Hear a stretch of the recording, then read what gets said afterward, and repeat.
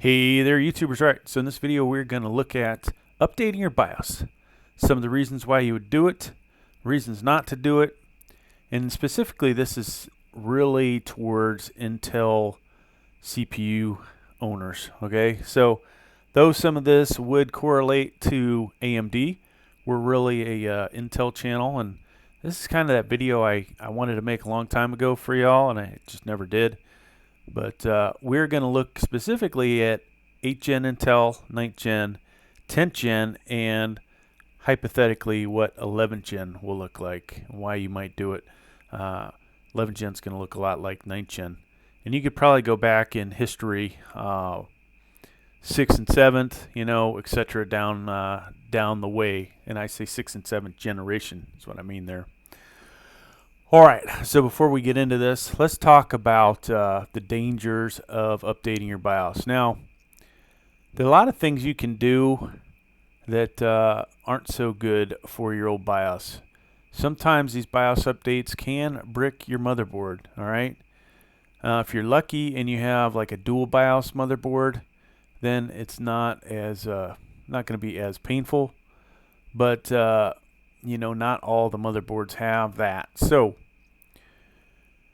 you got to do this, you know, wisely. You got to understand the risk and make sure that the benefits outweigh the risk. All right.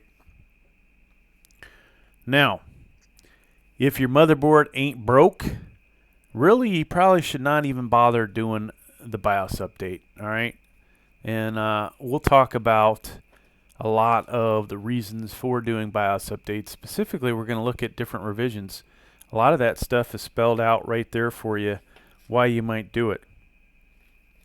Now, when's the best time to do a BIOS update, in my opinion? There are multiple, and when we get into 8th, 9th, and 10th gen, we'll talk about that. But I'm going to throw this one out there right off the bat. If you buy a motherboard from Amazon, a lot of times, you know, that's actually a good time to do the BIOS update, because inside of that 30 days, if something does go wrong with your motherboard, you can return it, right? And they usually don't give you any problems with it. You'll see one of my things I usually do is I get that motherboard in, and you know, depending on how many updates are out there, I probably will do it right away, just to get it updated. Now, like I said, we're going to talk 8th, 9th, and 10th gen. Along the top here, I've got some tabs open already for a Z370, Z390, and a Z490. Let's look at a Z370. So if you were to Google this one, Gigabyte Z370 Acer Ultra Gaming Wi-Fi, you click on a link and end up on this page. If I click on support here, and this method is going to be very similar throughout these, just so you know, even with the competitors. We'll have, most of these are Gigabyte. I'm going to do one MSI for y'all. All right, so that brings you to this point, and you will see some different things in here, like BIOS, okay? Now, this isn't always true, but before we click on that, I want to show you CPU support. This is kind of important here, folks. And, you know, I can't educate everybody on everything about computers, nor will they remember everything I tell them. But you click on the CPU support, and guess what's over here? And this isn't the case with every motherboard, right? Gigabyte, at least in this example, is doing a great job. You can see at what BIOS revision the CPU over here to the left is supported by, okay? So if we look through this, and oddly enough, all the 8 series are not grouped together, but you see they have support at a very early BIOS update, okay? F1, F2, if you see that, F1, F1, and then this oddball i7 here, F4, and we'll talk about something similar when we get to 10th gen. because they also have some CPUs that came out after the initial launch. So what does this tell you? If you were to go with a Z370, you might need to update your BIOS, okay? And one of those big reasons is if you want to go 9th gen CPU with it. All right, so any of these, like I own this has support starting at F12. Now, it doesn't necessarily mean that this CPU didn't work earlier. It may have worked with F5, F6, but what Gigabyte is telling you is that F12 and above is the BIOS that you want, okay? So you'll see some other ones in here. 9700K, which, you know, potentially that came out earlier than the 9900KF, if I remember correctly. So that's why that one's F10. And most of these say F12, okay? So we have had quite a few of these on the channel. All right, so let's go back to downloads. And then we're going to look at BIOS. Now, let's start at the very bottom, okay? So, F1, first release. F2, they updated some CPU microcode. F3, support Optane memory. Now, here is your first reason that you might want to update your BIOS. If you have F1 for whatever reason, and you have for whatever reason you're still using 3.5-inch drives for your operating system, and not necessarily have to only have a 3.5-inch on your operating system, but let's say that's what you're going with, and you had the little Optane memory M.2 in there. You might want to update that so that you would have the support, okay? Now, F4 brought about more microcodes for upcoming CPU, improves Windows boot time. So it doesn't, you know, whether this is worth doing is another story. If it only knocks a second off of it, probably not worth it, right? Here we see the first instance of a 9th gen processor, all right? Good chance if you already have F10 installed on your motherboard that most of the 9th gen chips after this are going to actually work, all right? But if you do have one of these early ones and you want to go to 9th gen, you probably need to update to at least F10, okay? Now here's some other stuff that is added. And so far I'm not really seeing too much. This may be of importance, a reason to go straight to F12. Improved system performance and stability. And then you see a lot more, you know, compatibility. Now, if you were doing something where the stuff on your computer was super important to you, and most people do have, you know, stuff on their computer that's super important to them, but let's say you had a lot of financial stuff, whatever, you know, there's some reason that if somebody hacked into your computer, it would absolutely wreck your life. You might want to make sure, you know, you update. And then if you happen to buy this Kingston RAM and you're having issues, another reason to update. Okay, so what does this tell you? One, if you're going to update your BIOS, and let's say you're at F3, you don't need to go, I'm going to update F4, then F10, then F11, F12. You're going to go straight to F15 alpha, all right? That is what you're going to do. And that's going to, basically, it's going to be cumulative. You're going to get the best of what is down below here, okay? So that's the first thing that you're getting out of this. Now, what did you learn from me reading over all these descriptions, folks? Hardware compatibility, okay, was one thing. So whether it's CPUs, being able to use newer CPUs, this helps you. Whether it be the Optane memory, which is that little M.2 that fits in your, you know, the M.2 on your motherboard that could either possibly have M.2 SATA or NVMe, or the Optane would go in that place. So that was in there. We talked about RAM here, another type of hardware. And then security vulnerabilities. Okay, this, you're going to see this a lot on these BIOS updates. Okay, now though this talked about this 2666 megahertz RAM, another thing you're going to find is that faster speed RAM is supported later on with newer BIOS updates. Okay, so hence, if you happen to buy this, if this was some type of RAM, let's say it said Patriot RAM 3200 megahertz, and you had bought it and it's only running at 3000, maybe 2666, and you wanted to get the full potential out of it, then you might want to do the BIOS update. All right. So let's move on. We're still in talking 8th, basically covered into 9th gen now. And I'm going to do one more example. Now this is MSI, and then we will we'll strictly go straight to 9th gen after this. Now MSI, you know, amazing how much these websites look very similar. Click on support here, and I'm actually not in good old USA at the moment. I'm over in Africa, so the internet a little slower than I'm used to. All right.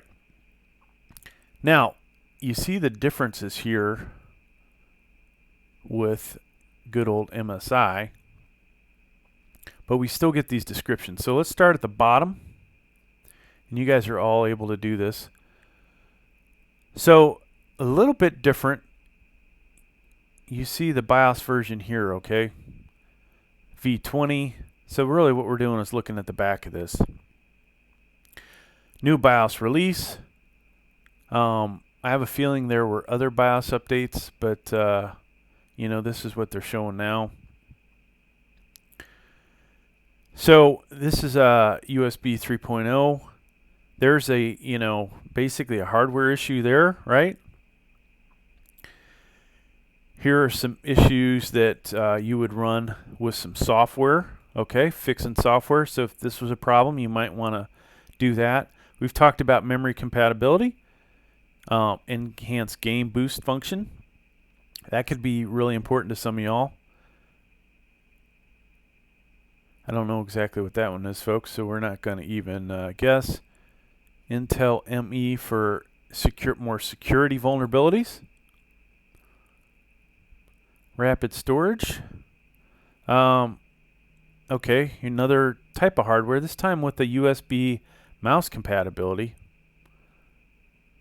More security vulnerabilities. Got to watch out for that Chinese and Russian hacking, right? Optane again, microcodes. So a lot of different stuff in here, folks. Now, here we get to, let me see here. Make sure I read this right. Okay. Version 25. And, sorry, version 26.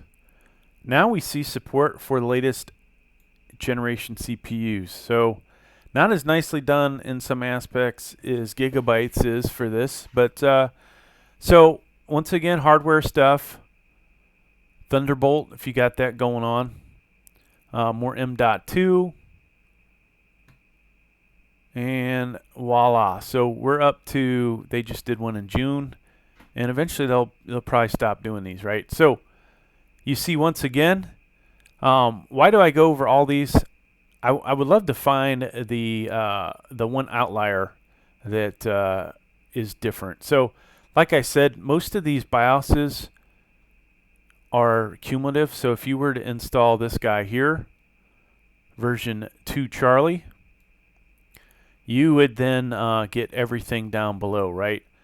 Occasionally, though, you will find, and this is important why you read these, you may find one of these that says you must install this one before you can install any of the ones above it. Okay, so keep an eye on that. I didn't discuss that earlier, but that's kind of an important point. Most of the time you can go straight to this top one, but I honestly believe that you must read every one of these and just verify that it doesn't say, hey, do this one first. And there are those out there, okay? So, all right, so you can come in here and get your driver. Now their site is a little different, folks. And yeah, there it is over here. So here's compatibility to the left. Almost forgot where it was. Now, with MSI, you see over here what version you need, okay? So, once again, let's see, can we put these in order? No. Sometimes you'll see that you can actually put these guys in order. Trying to find a standard. Here you go. A lot of people have these 8 Gen. So, with version 20, which I believe that was the first one, had support for this, right? If you wanted to upgrade to the i5 9400F, which will give you a little bit of a performance boost, you would need at least version 26, okay? Now, what CPUs came after that? I think the 9900KF, which is probably up here somewhere, or the KS. Yeah, there you go. Boom. So you would need version 29 for that, okay? Now, that's basically, 8th. We've covered what you would look for if you had an 8 Gen CPU. If you're upgrading to 9th Gen. Now, there were also motherboards out there, Z390, B365, H310, I think it's version 2, version 2.0, that were specifically meant for 9th and 8th Gen chips, okay? So, this case here, Z390UD, we're going to look at this one. And you'll see right there, like I said, supports 9th and 8th Gen chips. So let's go hit the support. And this came out, right around the time the 9th Gen CPU started hitting the market, okay? Let's look at CPU support first. So, interesting enough, this starts really pretty much at F3, okay? F3, F7. In a moment, we'll look at the BIOSes. The F7 may have been the actual first release, but we'll see. Sometimes, you don't actually, by the time the BIOS gets to you, it actually has a much higher number than what is the ones that are shown here. So, F7, nothing came after F7, all right? Even the good old KS. So let's go look at downloads. Look at BIOS. Now, we'll start at the very bottom. So first release, so there may be some motherboards out there that have this. And what does this honestly tell you that, is a little different? Like, there's a good chance this F3 runs all the 9th Gen CPUs, okay? You don't actually need to update it. Do I know that for a fact? No, but have I done enough of these that, shit works? Yes. So, doesn't necessarily mean it's going to work for you, but, a lot of times it will right out of the box. So, if everything's working, you may just, keep parked at F3, okay? Now, moving up, if you had some issues with RAM, right? So, Z390 supports higher speed RAM. You may, want to consider updating. Now, once again, would we grab F4? No, we'd go all the way to the top, and we'll eventually get there. Improve CPU microcode. Performance, okay, and stability. These are always important. Looks like, support for a 32 gig stick. More support, so they're having some issues. Intel Optane. Now, some additional 9th Gen CPUs came out, so that's why you saw those F7s right there, right? Boom. No, there's that security vulnerability. And then if you happen to buy this one, though it didn't say F9 next to it, you probably want to update your BIOS to cover that. Now, other stuff that has happened recently, if you got this Kingston RAM, you may want to update it. CPU vCore, so some issues there, issues with RAID, a lot of stuff that yours truly does not deal with. So, once again, I buy this motherboard, and it will support 8th and 9th gen, right? If you buy an 8th gen chip, looks like no issues with it working right out of the box. Though it is up to you to determine whether any of these BIOS updates you think you need, and if you don't need them, then stick with F3. Now, if you buy 9th gen, it's probably going to work out of the box. You may have some other hardware issues or software issues that could be solved by a BIOS update. You can, decide whether you want to do that. Now, if you did buy this CPU, I would say update it, right? So that is really, if we look at 8th and 9th gen, and, to conclude, that is the reasons why you would update your BIOS for those. Hardware updates or incompatibility, software incompatibility, if it's, discussed in the description, and security vulnerabilities. Really, those are the main reasons for doing the BIOS update. Let's move on to 10th gen. And I happen to have this motherboard. You see this supports 10th and 11th gen. So they have updated this website. I don't believe it used to say that, but now it says it. Let's go look at support again. Now, hopefully you've gotten your answers, but I'm going to kind of repeat a lot of what I said in the 8th and 9th gen. And this is not a good example, so we might have to pull another one up. Let's start with CPU support, folks. So not a lot of BIOSes out there. And yeah, this isn't going to be a good example. This CPU, which I'm probably going to add to the collection, was brought on later on, okay? So some of these motherboards will actually have the highest value next to it. In this case, this says F4 all the way across. So we'll pull up another example here shortly. Let's go to downloads.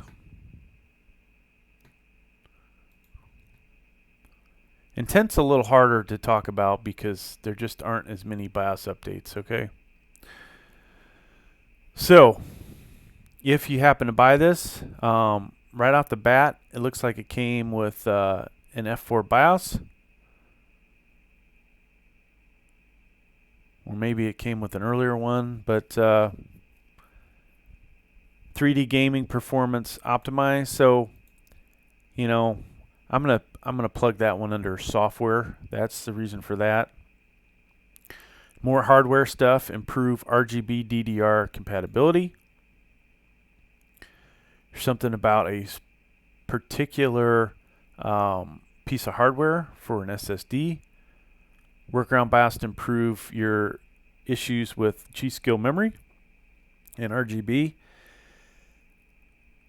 More hardware, possibly software here for, if you want to do 4K Blu-rays. And here's something for Intel cryo cooling technology. So more hardware stuff. And GPU, enhanced GPU performance. So nothing so far about security. That's the only thing you didn't see here. Reasons for updating the BIOS here included hardware and software. Basically, software being, also performance with the, I would say, the operating system and gaming. And then hardware, lots of hardware-related stuff here. What we didn't see is a reason to update for security. That is bound to happen at some point, okay? Now, like we saw, F4 supposedly covered all of those CPUs. Let's look for another motherboard. C4